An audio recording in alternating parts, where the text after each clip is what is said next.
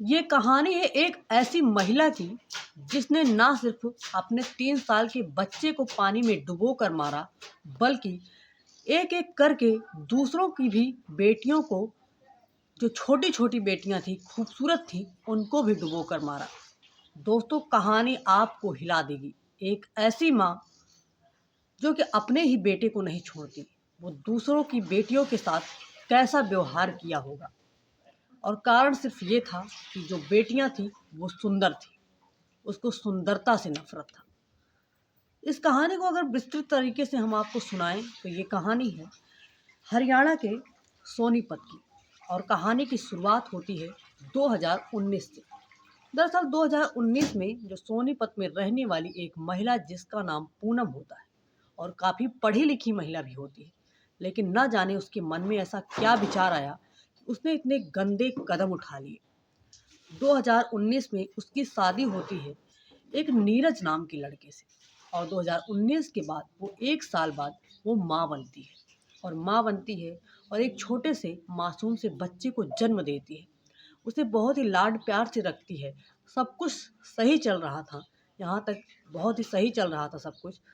उसके बाद वो पढ़ी लिखी थी, वो वहाँ भी बीएड कर रही थी और यहाँ पर आती है ससुराल में, कहती है मुझे अपनी पढ़ाई पूरी करना है।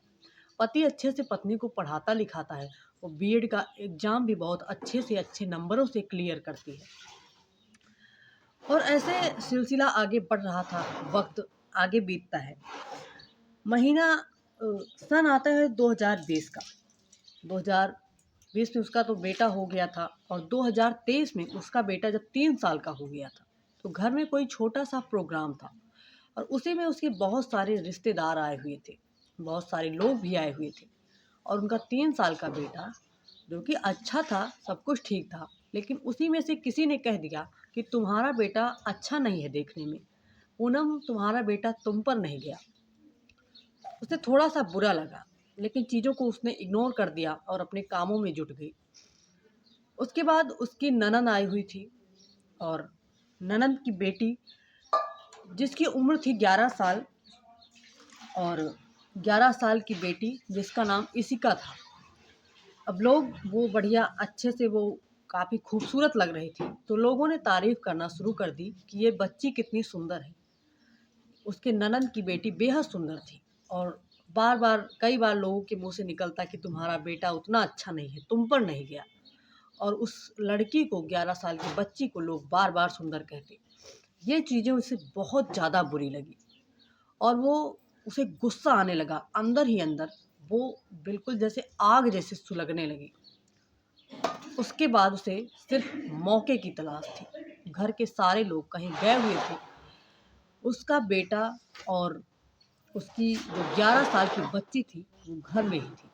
उसके बाद वो अपनी 11 साल की ननद की बेटी को लेकर छत पर जाती है, और वहाँ पर उसे गोद में उठाकर पानी के टंकी में डाल देती है, और उसे तब तक अंदर रखे रहती है, अपने हाथों से दबाए रखती है, जब तक कि पानी से बुलबुलें आना बंद नहीं हो जाती।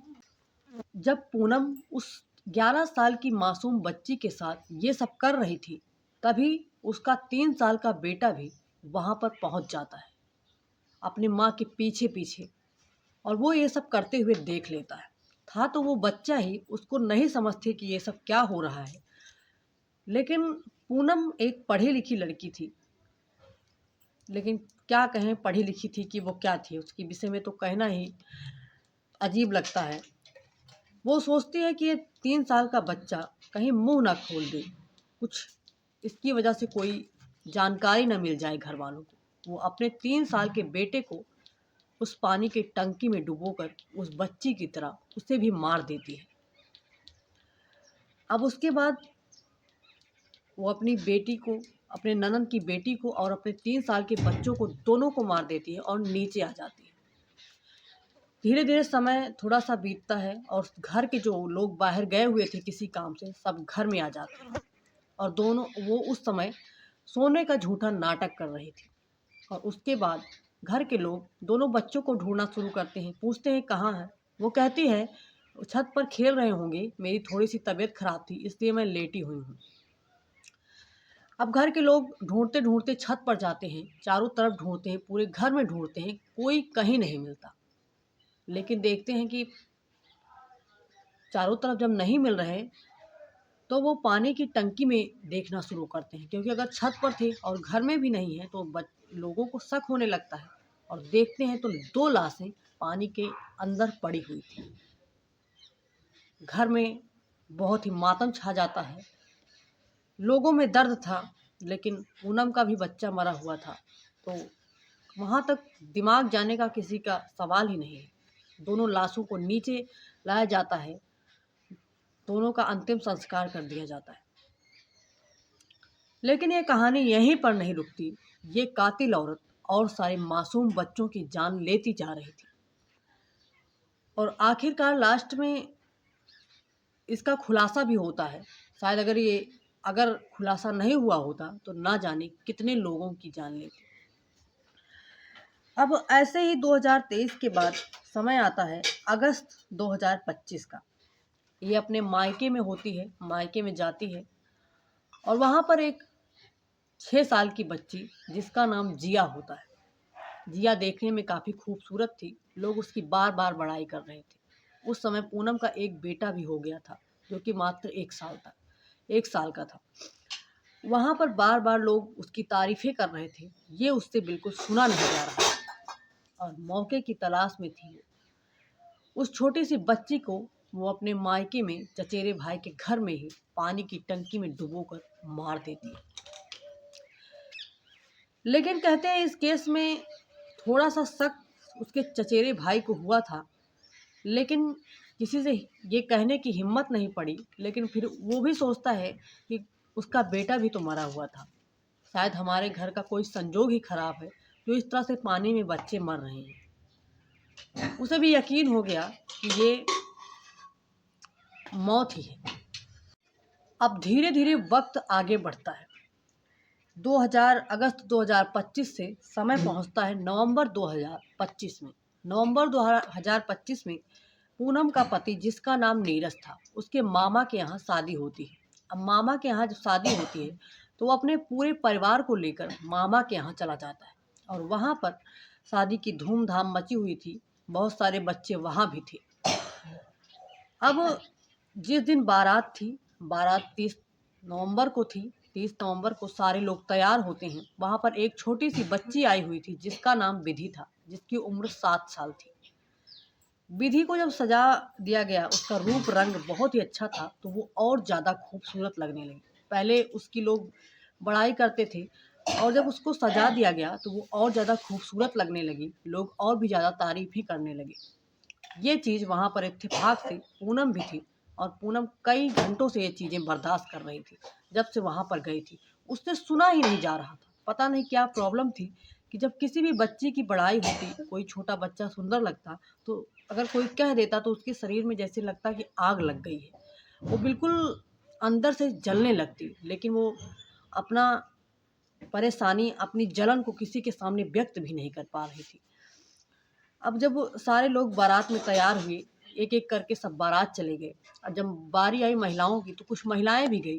पूनम भी तैयारी में थी, लेकिन पूनम कहती है कि मैं नहीं जाऊंगी बारात में। अब पूनम को ये भी पता था कि विधि जो है अपने माँ बाप के साथ बाद में जाएगी। सब लोग तो चले गए थे, लेकिन विधि नहीं गई थी, क्योंकि वो अपने पेरेंट्स के साथ जाती, कुछ देर में जाती, 2 घंटे बाद जाती, और इसलिए पूनम वहीं पर रुक जाती है। अब पूनम बारात जाने से मना कर देती है। वहाँ पर जो लोग थे वो भी थोड़े से शॉक्ड होते हैं कि पूनम क्यों नहीं जा रही, वो तो पूरी तैयारी से आई हुई थी। फिर कहती है मेरी थोड़ी सी तबीयत खराब है। अब पूनम नहीं जाती है। उसके बाद वो मौके की तलाश में थी, और देखती है कि जो विधि है वो एक सीढ़ियों के पास खेल रही है। उसके बाद वो उसे गोद में लेती है और उसे स्टोर रूम की तरफ लेकर चली जाती है। तो मौके की तलाश में थी कि यहाँ पर मुझे कोई देख ना रहा हो। जब उसे लगता है कि मुझे कोई नहीं देख रहा, तो वो उस छोटी सी बच्ची को लेकर स्टोर रूम में चली जाती है, और वहाँ पर एक बाथ टब रखा हुआ था, और उस बाथ टब काफ़ी छोटा था। और उसके बाद वो बाथ टब में पानी भरती है और उस बच्ची को डुबो देती है, और जब तक उसकी जान नहीं निकलती वो उसका मुंह और गला दोनों पकड़े हुई थी कि बच्ची की आवाज़ भी बाहर नहीं जा पा रही थी। वो बच्ची वहीं पर ख़त्म हो जाती है। वो स्टोर रूम का दरवाज़ा बंद करके बाहर आ जाती है। पूनम के जो कपड़े थे वो हल्के-हल्के गीले हो गए थे, क्योंकि वो अंदर की जो छींटें थी उसके ऊपर पड़ी हुई थी। बाहर निकलती है तो पूछते हैं कुछ लोग कि अभी तो तुम नहाई थी, ये कैसे तुम्हारा कपड़ा गीला हुआ है? वो कहती है कि अभी मुझे थोड़ा-सा काम था, मैं अंदर गई थी, मुँह धुल रही थी तो मेरा कपड़ा भीग गया। ये कहकर वो बाहर चली आती है। कुछ देर के बाद जब उसे बारात जाना था विधि को, तो उसके माँ-बाप ढूँढने लगते हैं, विधि कहीं मिलती ही नहीं। पूरे घर में ढूँढते हैं, कहीं नहीं मिलती। ढूँढते-ढूँढते वो स्टोर रूम में पहुँचते हैं तो देखते हैं कि विधि बाथ टब में डूबी हुई है और उसकी साँसें बंद हो चुकी हैं। ये देखकर परेशान थे। विधि के माँ-बाप इस बार इसको नेचुरल मौत नहीं मानते, क्योंकि बाथ टब छोटा था और बच्ची बड़ी थी, वो डूबकर मर ही नहीं सकती थी। वो पुलिस स्टेशन जाते हैं और वहाँ पर रिपोर्ट दर्ज करवाते हैं। पुलिस आती है, मामले की तफ्तीश करना शुरू करती है और उसके बाद जब पूछताछ करना शुरू करती है तो वो भी देखकर जान जाती है कि ये बच्ची अपने से तो नहीं मरी है, क्योंकि बाथ टब छोटा होने के कारण और बच्ची का शरीर बड़ा होने के कारण ये अंदाज़ा लगाया जा सकता था कि ये डूबने से तो मौत नहीं हुई है। उसके बाद हर महिलाओं से वहाँ पर जो था, सबके बारे में पूछताछ करना शुरू करती है और पुलिस ये जानने की कोशिश करती है कि कौन घर में था। तो सबकी बात आती है, तभी एक महिला कहती है कि ये जो पूनम थी, वो जाने वाली थी लेकिन नहीं जाती बारात। और पूछताछ होती है, सब महिलाओं से एक-एक करके पूछताछ हो रही थी। पूनम से भी पूछताछ होती है, तो पूनम कॉन्फिडेंटली कह देती है कि मैं यहीं थी और बच्ची खेल रही थी, कब में वो गई हम लोगों को नहीं पता। बिल्कुल चेहरे से कोई अंदाज़ा लगा ही नहीं सकता था। तभी एक महिला कहती है कि जो पूनम है, वो स्टोर रूम की तरफ गई थी और कुंडी अंदर बंद की। क्या तुमने पूनम अंदर तब देखा था जिया को? अब ये बात जैसे ही पुलिस सुनती है, वो पुलिस थोड़ा-सा शक के दायरे में आ जाती है कि स्टोर रूम का दरवाज़ा बंद किया और इसका जो कपड़ा था, वो भी भीगा हुआ था उस महिला के अनुसार। तो पुलिस पूनम से पूछताछ करना शुरू करती है। अब जब पूनम से पूछताछ करना शुरू करती है तो फिर पूनम फिर से आत्मविश्वास के साथ सब कुछ बताती है कि नहीं, मुझे नहीं पता, मैं तो काम से गई थी। और उसी बीच एक महिला ने कहा कि पता नहीं क्या हमारे घर में ऐसा है कि हमारे घर में कई बच्चे पानी में डूबने की वजह से मर गए। तो इस मामले के बारे में पुलिस जानने की कोशिश करती है। जब इस मामले के बारे में जानने की कोशिश करती है तो पुलिस ने नोटिस किया कि जहाँ-जहाँ पर पूनम है, वहाँ-वहाँ ही ऐसी घटना हुई और पूनम का खुद एक बेटा पानी में डूबकर मरा। इस मामला क्या है? पुलिस पूनम को शक के आधार पर उससे पूछताछ करना शुरू करती है। उसे जब पुलिस स्टेशन ले जाती है, तो यहाँ पर जिस तरह से वो जवाब दे रही थी, वो वहाँ पर उस तरह जवाब नहीं दे पा रही थी। पुलिस ने जब थोड़ी-सी सख्ती दिखाई, तो पूनम ने अपना जुर्म कबूल कर लिया। अब पुलिस के मन में सिर्फ एक सवाल था कि वो ऐसा क्यों कर रही थी? वो छोटे-छोटे बच्चों को क्यों मार रही थी? तो उसने सिर्फ एक कारण बताया कि मुझे अपने घर में, अपने परिवार में सुंदर बच्चियों से नफ़रत है। मैं नहीं चाहती कि कोई सुंदर पैदा हो, मुझसे ज़्यादा कोई सुंदर ना हो पाए। मेरे सामने किसी की तारीफ़ नहीं होनी चाहिए। ये कारण था। अभी भी जाँच-पड़ताल की जा रही है, क्या कारण था? जो जैसा होगा कहानी में, हम आपको अपडेट ज़रूर देंगे।